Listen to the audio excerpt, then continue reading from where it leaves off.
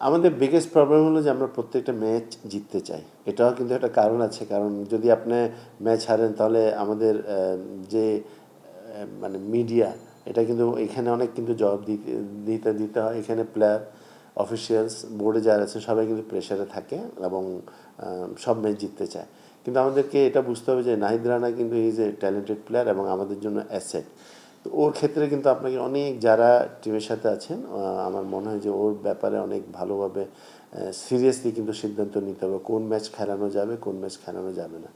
আমরা এর আগে কিন্তু একটা শিক্ষা পেয়েছি যেটা হলো মাশরাফি যখন আপনার শুরুতে এসেছিল ও কিন্তু অনেক জোরে বল করতো এবং ওকে অতিরিক্ত ম্যাচ খেলিয়ে আমরা কিন্তু ওকে ইনজুর্ড এসে কিন্তু হ্যাঁ তালা জুয়ে নিউজিল্যান্ডে গিয়ে হলো। সো আমার মনে হয় যে এখানে যেহেতু ফিজিও আছে, ক্যাপ্টেন, সিলেক্টর ওরা বসে আমার মনে হয় ওদের একটা ভালো সিদ্ধান্ত নিতে হবে যে কোন ম্যাচ ওকে খেলানো উচিত বা কোন ম্যাচ খেলানো না খেলানো ভালো হবে।